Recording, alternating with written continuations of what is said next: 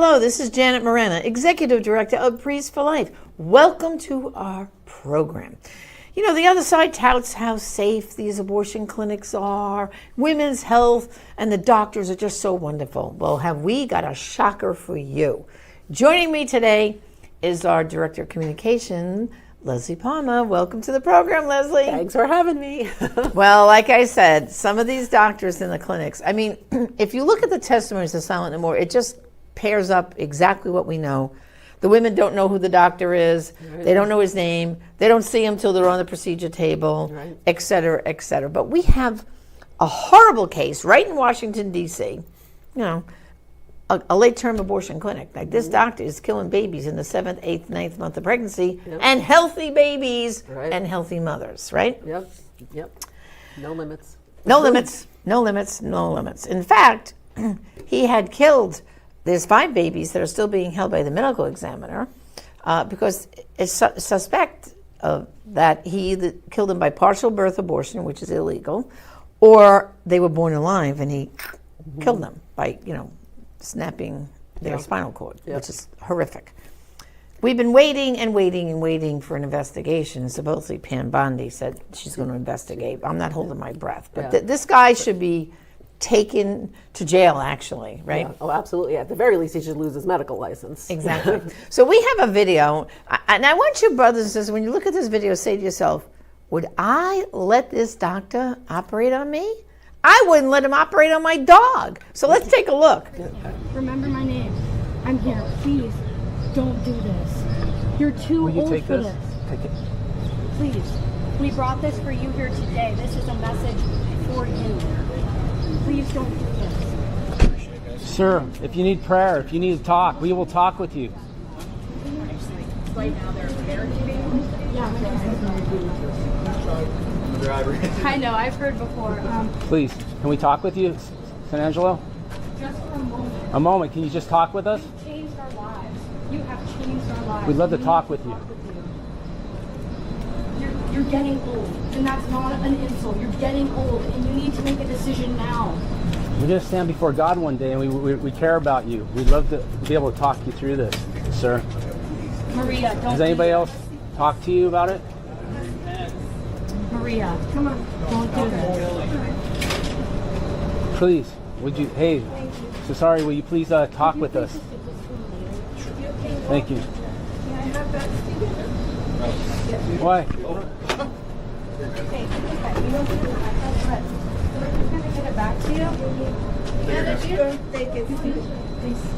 Hey, I appreciate please, Cesare, talk to us. Bye, guys. We hate to do that. I'm so sorry. We hate to do it. And I know that. Well, first of all, he's walking with a cane. His right arm, and most people are right-handed, so that's your arm you're going to be doing the surgery on, is in a cast. And you're walking in to do an abortion. Yep. I mean, brothers and sisters, my goodness. The guy is in his 70s, and now he's in his old 70s, too. Yeah, I mean, he doesn't, he doesn't look like he's, well, let's put it this way. I'm going to be 73 next month, okay? Yeah. And if he's my age, I think there was a little difference in how we look. Absolutely. And what's the amazing thing is that they don't have his license, right? Yeah. But recently now, through the help of a good pro-life attorney and some others, a bright light is being shown on this, right? Right, and there's been a complaint, a 14-page complaint was filed with the D.C. Board of Medicine saying that this man has got to lose his license. But he's not only licensed in D.C., I found out, he's also licensed, I think, in Maryland and New York. Well, because Maryland is another state that allows abortion till birth, and we know for a fact that late-term abortion happens in Maryland. And in fact, on a previous show, we talked about the baby we saved that this doctor was going to kill, and the baby was over 5 pounds, healthy baby, healthy mother, and he was just saying, oh, well, you're poor and, welfare, and you already have a baby, we can help you out with this. So in Maryland, they were going to kill a healthy baby, over 5 pounds. Imagine? Right. Yeah, and this Santangelo, like I said earlier, I wouldn't let him operate on my dog. Right. But you have more information about well, him. the good news, at least temporarily, is that they are no longer making abortion appointments at his facility. That's good. No one knows why, but at least for right now, they're not making appointments. So that's that's a plus. It's a little bit of good news. But he has he did kill a woman, at least one that we know of. In 2010, there was a woman named Rebecca Charland. She miscarried at 17 weeks, and she was referred there for a dilation and evacuation procedure to, remove the baby. Take the baby out, right. But that's the same hideous procedure that's used to abort second trimester babies. So over 2 or 3 days, a mom's cervix is dilated until an abortionist can reach in with a clamp to take the baby out piece by piece.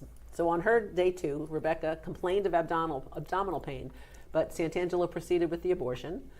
As her oxygen levels fell and she turned blue, they decided to call an ambulance, and she died shortly after arriving at the hospital, with an autopsy revealing that fetal debris had entered her bloodstream and reached her lungs.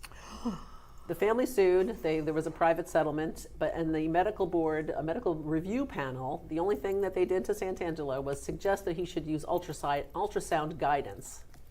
In killing babies. Yes, in killing babies, so that maybe he won't also kill Make them more others. mistakes. Right. Unbelievable. And I have a Google review from a woman posted it. Her name was Lori Smith. She said, "Please do not take your daughter, friend, yourself, or anyone else to this clinic. I'm at the hospital with my daughter now as I'm writing this review. She was seen at this clinic 3 days ago. She's been hemorrhaging and cramping terribly. This was already a very difficult decision to make. This experience has destroyed her. She never met the doctor and was being put under for her procedure. There was no nurse in the room either. When she woke up, she was covered in blood and waited in a room alone for 45 minutes. To top off this horrific experience, they didn't even give her a pad. They let her bleed for just about 2 hours. Something has to be done about this clinic." Wow. Yep. So, and it's just horrific to think that people are still going there. I don't know why.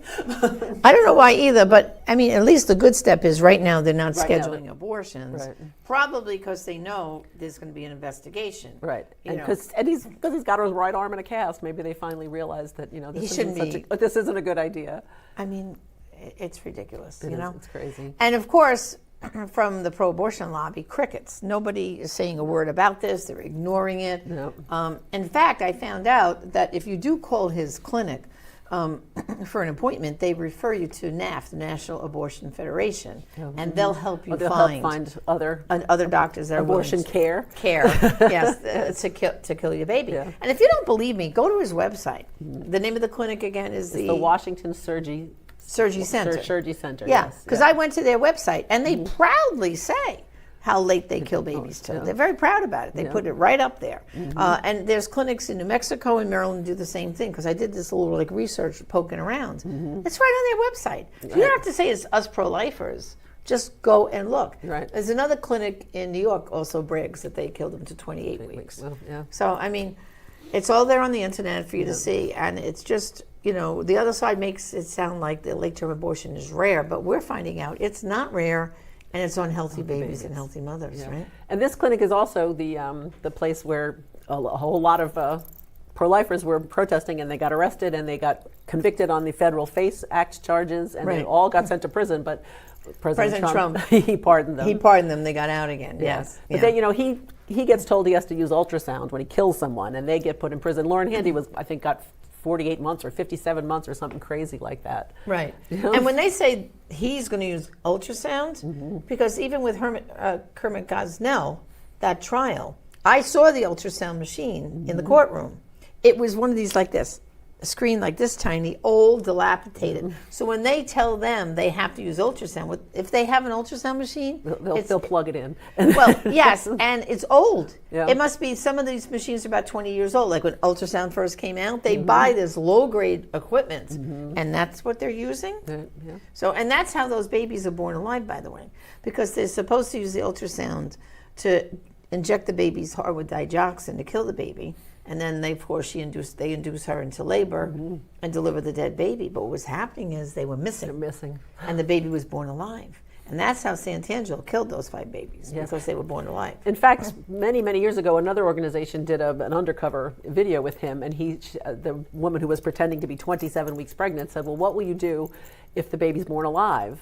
Will you help it?" And he said, "No, I won't help it," which is against the law. Right. But, no, yeah. they'll just there are stories where they took the baby, breathing, gasping, and put it in a medical waste bag Yeah. and smothered it. I mean, it's horrific what's It is going horrific. on. It is really horrific. is. And it's nothing, again, crickets from the media. You never read about this except in the pro-life Pro-life media. Pro-life circles, yes, and it's a shame.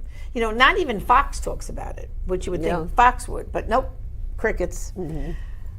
It can't say anything bad about abortion. That's the problem. Yep. Well, this is a good sign, though. At least it's temporarily closed. Hopefully they will, because this good pro-life attorney, Mike Seibel, as we know, is a good friend of ours. He is working very hard with a deposition right now to get his medical license pulled. So let's pray for that. Absolutely. Okay? Well, thanks for bringing the up-to-date news. Well, brothers and sisters, I hope you're still seeing how bad abortion is, and you got to repeat these stories because the media isn't, and you got to make people aware, okay, that the Democratic Party puts blinders onto all this, and there's not an abortion they don't like, and we have to stop it. And guess what? With you having those conversations, we can change hearts and minds. And remember, there's some abortions only you're going to be able to stop, and therefore some lives only you can save. Join us again next time. Hello, this is Abby Johnson of Unplanned the Movie. You know me as a longtime supporter of Priests for Life and of Father Frank Pavone. And I just want to encourage you, as someone who knows of the great work of this organization, please continue to stand strong. Please continue to support this mission. It is so needed now more than ever. Thank you so much for all of your support.